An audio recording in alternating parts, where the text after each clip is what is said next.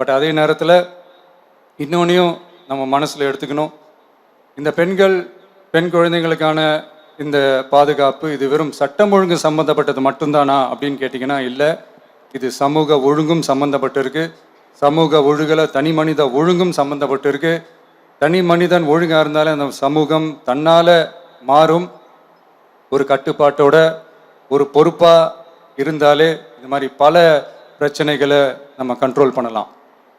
படிக்கிற இடத்துல, வேலைக்கு போகிற இடத்துல, ட்ராவல் டைமில், ஆனால் டெய்லி லைஃப்பில் பயம் இல்லாமல் மரியாதையோடு நம்ம பெண்கள் வாழணும். அதுக்கான ஒரு அட்மாஸ்பியரை நம்ம க்ரியேட் பண்ணணும். அதுதான் நம்மளுடைய ஃபஸ்ட்டு டார்கெட்டு. இவ்வளோ நேரம் நான் இதெல்லாம் ரொம்ப சாஃப்டாக சொல்லிகிட்டு இருந்தேன். ஆனால் பெண்களை தொந்தரவு செஞ்சுட்டு அப்படியே எஸ்கேப் ஆகி போயிடலான்னு நினைக்கிறவங்களுக்கு நான் ஒரு வார்னிங்காகவே சொல்கிறேன்.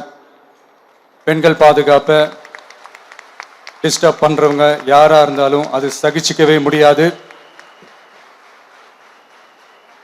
அவங்களுக்கான அந்த தண்டனைக்கான அந்த நடவடிக்கைகள் எல்லாமே போலீஸ் டிபார்ட்மெண்ட்லேருந்து ரொம்ப கடுமையான ஒரு தண்டனையாக இருக்கும். கடுமையான நடவடிக்கைகளாக இருக்கும்.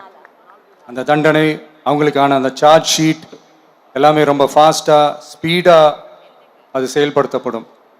என்ன ஒன்று, அந்த ஸ்பீடில் நிரபராதிகள் யாரும் தண்டிக்கப்பட்டுறக்கூடாது. இதையும் காவல் அதிகாரிகள் மைண்டில் எடுத்துக்கணும்.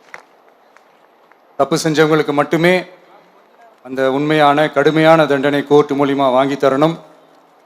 அப்போ தான் அதை பார்த்து தப்பு செய்ய நினைக்கிறவங்களுக்கு கூட தப்பு செய்யக்கூடாதுன்ற அந்த ஒரு பயம்